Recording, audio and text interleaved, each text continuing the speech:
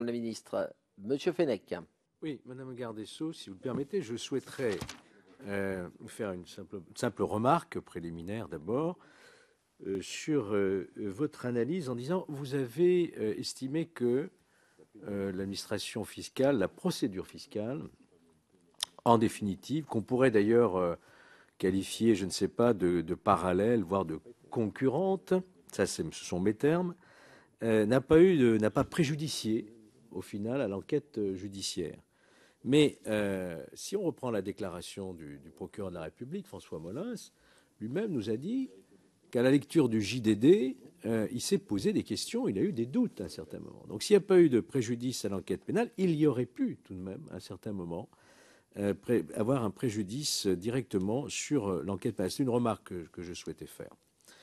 Je voudrais une demande de confirmation. Vous nous dites bien qu'il n'y a eu aucun contact entre vous et vos collègues du gouvernement sur cette affaire, que ce soit M. Valls ou M.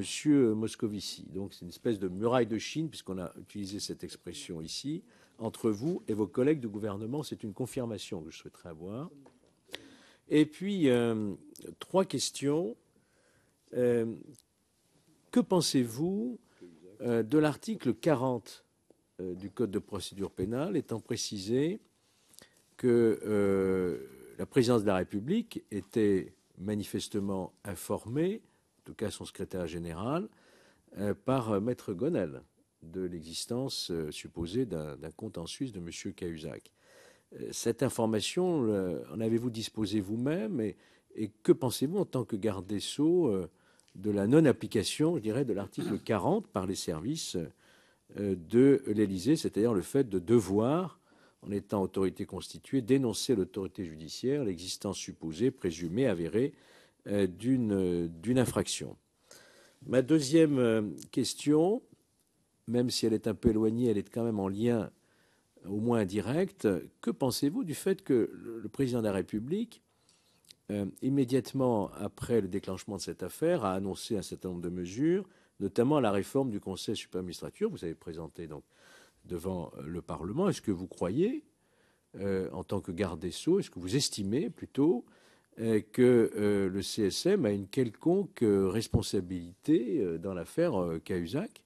Est-ce que le CSM constitué avant la réforme, tel qu'il existe aujourd'hui en tout cas, a manqué de vigilance par rapport à son rôle, hein, qui est celui de l'indépendance de la justice? Et enfin, troisième question, sur l'expertise de l'enregistrement, vous nous avez dit c'était moitié-moitié. Hein, on ne savait pas trop si on pouvait avoir une idée précise. En réalité, les experts parlent de 60%, donc c'est plus que la moitié. Est-ce que vous informez de cet élément qui est important, puisque c'est à ce moment-là, à partir de l'expertise d'enregistrement, que l'étau judiciaire va commencer à se resserrer autour de M. Cahuzac?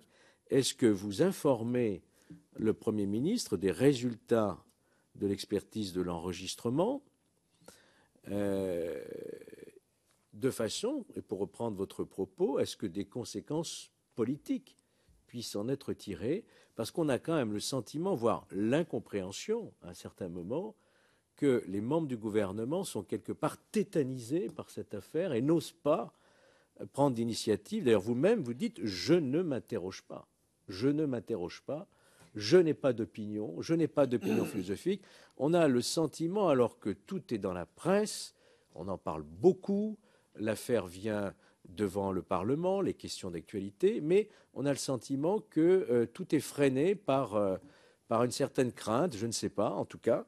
Et donc ma question est précise. L'expertise d'enregistrement est un élément important qui franchit un pas sur le mensonge avéré de M. Cahuzac par la suite.